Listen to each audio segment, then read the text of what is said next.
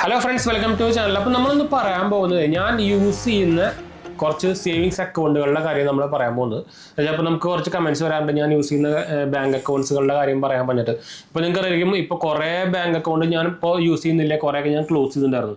അപ്പോൾ ഞാൻ എന്തായാലും പറഞ്ഞു വരാം, ഞാനിപ്പോൾ ആക്റ്റീവായിട്ട് ഉപയോഗിക്കുന്ന ബാങ്ക് അക്കൗണ്ടുകളും ഞാൻ ക്ലോസ് ചെയ്ത ബാങ്ക് അക്കൗണ്ടുകളും ഏതൊക്കെയാണെന്ന് ഞാനിപ്പോൾ വഴിയെ പറയാം. അപ്പോൾ അതിന് മുമ്പ് നമ്മുടെ 2 മെയിൻ ചാനൽസും കാണാത്തവർ പോയി കണ്ടു നോക്കുക, സബ്സ്ക്രൈബ് ചെയ്യുക, സപ്പോർട്ട് ചെയ്യുക, ഫ്രണ്ട്സിലേക്ക് നമ്മൾക്കൊന്ന് ഷെയർ ചെയ്യാം കേട്ടോ. അതുപോലെ തന്നെ നമ്മുടെ 3ാമത്തെ ചാനൽ GCC വേൾഡ് കാണാത്തവർ പോയി കണ്ടു നോക്കുക, സബ്സ്ക്രൈബ് ചെയ്യുക, സപ്പോർട്ട് ചെയ്യുക, ഫ്രണ്ട്സിലേക്ക് നമ്മൾക്കൊന്ന് ഷെയർ ചെയ്യുക. പിന്നെ നമ്മുടെ ചാനൽ ആദ്യമായിട്ട് വരുന്നവരാണെങ്കിൽ സബ്സ്ക്രൈബ് ചെയ്യാൻ മറക്കണ്ട. ഞാൻ ആക്ച്വലി ഒരു ഫൈനാൻഷ്യൽ അനലിസ്റ്റ് ആണ്. അതുപോലെ തന്നെ ഞാൻ ആക്ച്വലി ആ സെക്ടറിൽ വർക്ക് ചെയ്യുന്നതാണ്. അതുപോലെ തന്നെ നമുക്ക് NISM സർട്ടിഫിക്കേഷനും കാര്യങ്ങളൊക്കെ ഉണ്ട് നമ്മുടെ മ്യൂച്വൽ ഫണ്ടിലും ഇൻവെസ്റ്റ്മെന്റ് സെക്ടറിലൊക്കെ ആയിട്ട്. അപ്പോൾ നമ്മൾ ഈ ഫീൽഡിൽ തന്നെ വർക്ക് ചെയ്യുന്ന ഒരാളാണ്. നിങ്ങൾ ഓൾറെഡി നമ്മുടെ വീഡിയോസ് കാണുകയാണെങ്കിൽ നിങ്ങൾ ഓൾറെഡി അറിഞ്ഞിരിക്കും, ഞാൻ ഓൾറെഡി കൊടുക്കാറുള്ളതാണ് നമ്മുടെ ഡിസ്ക്രിപ്ഷനിലും കാര്യത്തിലൊക്കെ. നിങ്ങൾക്ക് അറിയാം, ഇപ്പോൾ സെബി തന്നെ കുറേ യൂട്യൂബേഴ്സിനെ ബാൻ ചെയ്തിട്ടുണ്ടായിരുന്നു, ഇൻഫ്ലുവൻസറിനെയൊക്കെ. എന്ന് വെച്ചാൽ ഈ ഫൈനാൻസിൻ്റെ ഒരു ഐഡിയ ഒന്നും ഇല്ലാത്തവരൊക്കെ ഇപ്പോൾ ഫൈനാൻസ് വീഡിയോസൊക്കെ ചെയ്യുന്നത് വെച്ചാൽ അവർക്ക് വ്യൂസ് കിട്ടുന്നുണ്ട്. അപ്പോൾ ഇങ്ങനത്തെ ആൾക്കാർ കാരണം കുറേ ആൾക്കാരുടെ റോങ് ഇൻഫർമേഷൻ, മിസ് ഇൻഫർമേഷൻ ഇൻവെസ്റ്റ്മെന്റിനെ കുറിച്ചും സ്റ്റോക്കിനെ കുറിച്ചൊക്കെ സാധനം ചെയ്തിട്ട് ആൾക്കാരുടെ കാശ് കുറേ പോകുന്നുണ്ട്. അപ്പോൾ അങ്ങനെ കംപ്ലൈൻറ്റ് കാര്യങ്ങൾ വന്നതാണ്. ഇപ്പോൾ റീസെൻ്റ്ലി കുറേ പേരെ ഇപ്പോൾ ഫൈനും ചെയ്തിട്ടുണ്ട്. ഇപ്പോൾ നല്ല ഹെവി ഫൈനാണ് കൊടുത്തേക്കുന്നത്. അതുമാത്രമല്ല ബാനും ചെയ്തിട്ടുണ്ട്. അപ്പോൾ അതുകൊണ്ടാണ് ഞാൻ മെയിനായിട്ട് എടുത്ത് പറയാൻ കാരണം. അപ്പോൾ ഫൈനാൻസ് സാധനങ്ങളൊക്കെ കാണുമ്പോൾ അതുപോലെ ഫിൽറ്റർ ചെയ്തിട്ട് കാണാൻ മറക്കണ്ട. അതുപോലെ തന്നെ നിങ്ങളുടെ ഒരു സൈഡിൽ നിന്നുള്ള റിസർച്ചും ചെയ്യാൻ മറക്കണ്ട. അത് ഡിസ്ക്ലൈമറായിട്ട് കണ്ടാൽ മതി. എന്തായാലും നമുക്ക് വീഡിയോയിലേക്ക് കിടക്കാം. അപ്പോൾ ഞാനിപ്പോൾ റീസെൻ്റ്ലി ക്ലോസ് ചെയ്ത അക്കൗണ്ടുകളുടെ കാര്യം ഞാൻ പറഞ്ഞുതരാം. നിങ്ങൾക്കറിയാം, ഞാൻ മെജോറിറ്റി കുറേ ബാങ്ക് അക്കൗണ്ട് എടുത്തിട്ടുണ്ടെന്ന് വെച്ചാൽ നിങ്ങൾക്കറിയാം, മെയിൻലി ഞാൻ ക്രെഡിറ്റ് കാർഡ്സും ഇത്രയധികം ക്രെഡിറ്റ് കാർഡ്സ് എടുക്കുന്നതും ബാങ്ക് അക്കൗണ്ട്സ് എടുക്കുന്നതും ഒക്കെ നമ്മുടെ വീഡിയോ പർപ്പസിന് വേണ്ടത്. നമുക്ക് ട്രൈ നോക്കിയിട്ടല്ല അതിനെക്കുറിച്ച് പറയാൻ പറ്റുള്ളൂ. അപ്പോൾ അതുകൊണ്ടാണ് നമ്മൾ ഇത്രയധികം കാർഡ്സും ബാങ്ക് അക്കൗണ്ട്സ് ഒക്കെ എടുക്കുന്നത്. അപ്പോൾ അതുകൊണ്ടാണ് ഞാൻ ബാങ്ക് അക്കൗണ്ട്സിൻ്റെ കാര്യം പറയുകയാണെങ്കിൽ, സേവിങ്സ് അക്കൗണ്ടിൻ്റെ കാര്യം പറയുകയാണെങ്കിൽ മിക്ക എല്ലാ ബാങ്കുകളിലും ക്രെഡിറ്റ് കാർഡ് സേവിങ്സ് അക്കൗണ്ട് ഞാൻ എടുത്തിട്ടുണ്ട്. അപ്പോൾ അതിൽ ഞാൻ കുറേ എണ്ണം ക്ലോസ് ചെയ്തിട്ടുണ്ട്. അപ്പോൾ ഞാൻ ക്ലോസ് ചെയ്ത അക്കൗണ്ടുകൾ ഏതൊക്കെയാണ് ഞാൻ പറഞ്ഞുതരാം. ആദ്യത്തെ ക്ലോസ് ചെയ്ത അക്കൗണ്ട് ആക്സിസ് ബാങ്കിൻ്റെ അക്കൗണ്ട് ആയിരുന്നു. ECSS എന്ന് പറഞ്ഞൊരു അക്കൗണ്ട് ആയിരുന്നു. അത് രക്ഷയില്ലാത്ത ഫൈനും സംഭവിക്കും. ചെറിയൊരു എമൗണ്ട്, ചെറിയൊരു പൈസ അവരുടെ മിനിമം ബാലൻസ് നിന്ന് കുറഞ്ഞു കഴിഞ്ഞാൽ അവരപ്പോൾ ഫൈൻ പിടിക്കും. അതുപോലെ തന്നെ ATM നല്ല ചാർജ് വരുന്നുണ്ട്. അപ്പോൾ അതുകൊണ്ട് തന്നെ ഞാൻ അത് ക്ലോസ് ചെയ്തിട്ടുണ്ടായിരുന്നു. ആക്സിസ് ബാങ്ക് ഞാനിപ്പോൾ ഉപയോഗിക്കുന്നില്ല. HDFC ബാങ്ക് അക്കൗണ്ട് ഉണ്ടായിരുന്നു. അത് ഇതുപോലെ തന്നെ 10,000 രൂപ മിനിമം ബാലൻസ് വരുന്നുണ്ടായിരുന്നു. അപ്പോൾ അതുകൊണ്ട് ഞാൻ അതും നല്ല ഫൈൻ വരുന്നുണ്ട്. നിങ്ങൾ മിനിമം ബാലൻസ് കീപ്പ് ചെയ്തില്ലെങ്കിൽ അത് മൈനസ് അവർ 500 രൂപ ഒക്കെ പിടിക്കും. ആക്സിസ് ബാങ്കും പിടിക്കും. ആക്സിസ് ബാങ്ക് വെച്ചാൽ ഇതിനായിട്ടും കത്തിയാണ് കേട്ടോ. അപ്പോൾ ഞാൻ ആക്സിസ് ബാങ്ക് ക്ലോസ് ചെയ്തു, HDFC ബാങ്കും ക്ലോസ് ചെയ്തു. പിന്നെ ക്ലോസ് ചെയ്താണ് IDFC. IDFCക്ക് 25,000 ഒക്കെയായിരുന്നു മിനിമം ബാലൻസ് കീപ്പ് ചെയ്യേണ്ടത്.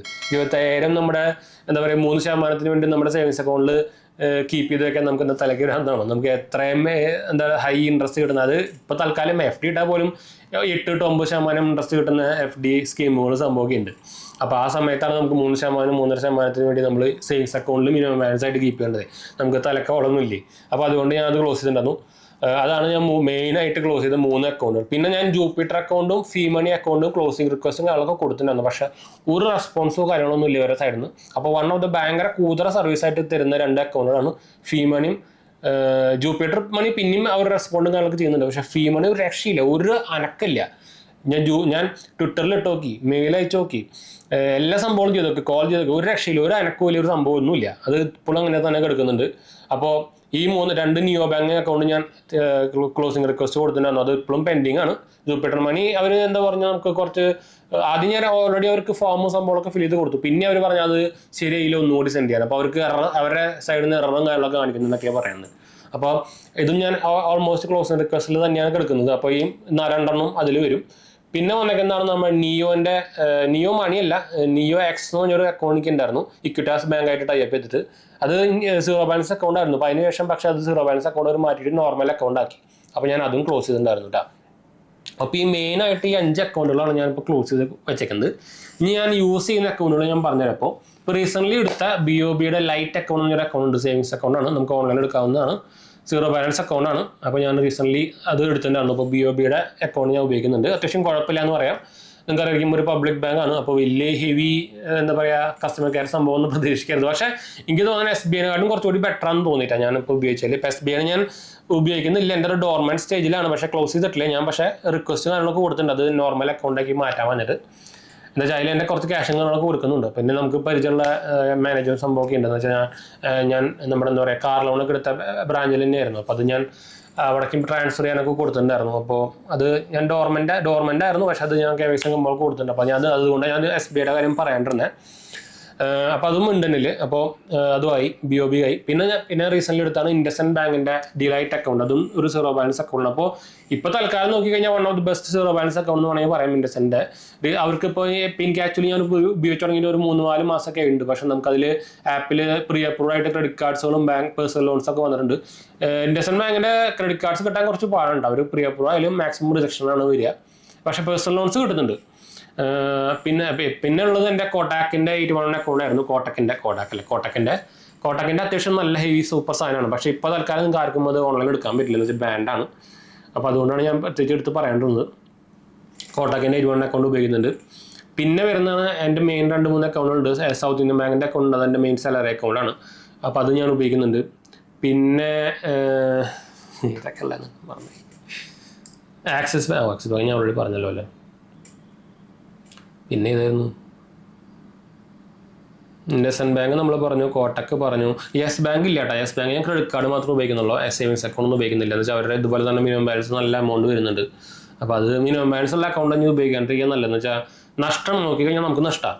എന്ന് വെച്ചാൽ ആ മിനിമം ബാലൻസ് എമൗണ്ട് ഉണ്ടെങ്കിൽ നമുക്ക് വേറെ സ്ഥലത്ത് കൊണ്ട് ഇൻവെസ്റ്റ്മെൻറ്റ് പാർക്ക് ചെയ്യാം. അപ്പോൾ അതിന് നമുക്ക് അത്യാവശ്യം നല്ല ഇൻട്രസ്റ്റ് റേറ്റ് കിട്ടും.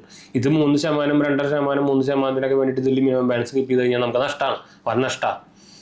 അപ്പോൾ ഇത്രയൊക്കെ തന്നെ നമുക്ക് ഇപ്പോൾ ആക്റ്റീവ് അക്കൗണ്ട് ആയിട്ടുള്ളൂ കേട്ടോ. പിന്നെ നമുക്ക് നിയോ മണി അക്കൗണ്ട് ഉണ്ട്. നമ്മുടെ അത് DCB ബാങ്കായിട്ടാണ്. നമ്മുടെ നിയോ കാർഡ് ഉണ്ടല്ലോ, അതിൻ്റെ ഇതായിട്ട് ഞാൻ ഉപയോഗിക്കുന്നത്. അത് സീറോ ബാലൻസ് അക്കൗണ്ട് തന്നെയാണ്.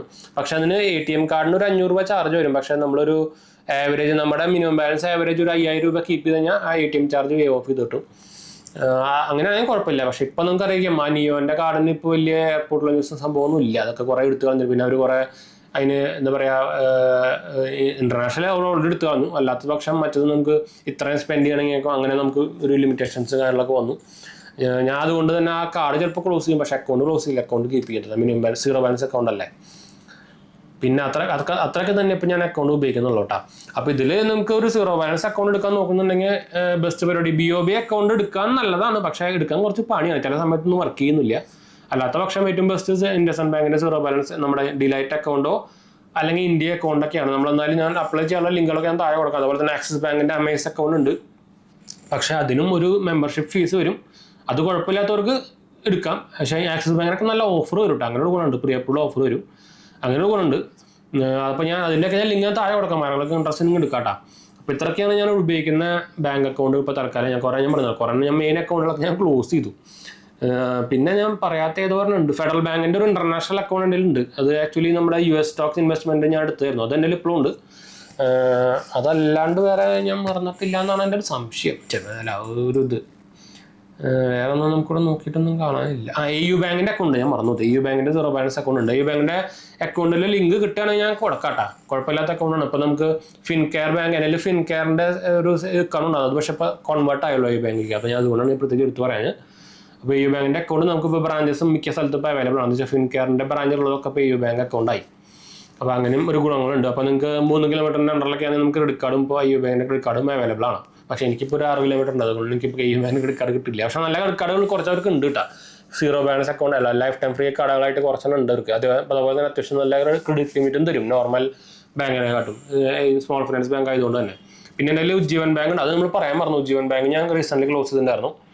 അതും ഇതുപോലെ തന്നെ സീറോ ബാലൻസ് അക്കൗണ്ട് ഉണ്ടാകുന്ന സാധനം അവർ നോർമൽ അക്കൗണ്ടാക്കി മാറ്റി. അവർ സീറോ ബാലൻസ് അക്കൗണ്ട് നിർത്തി.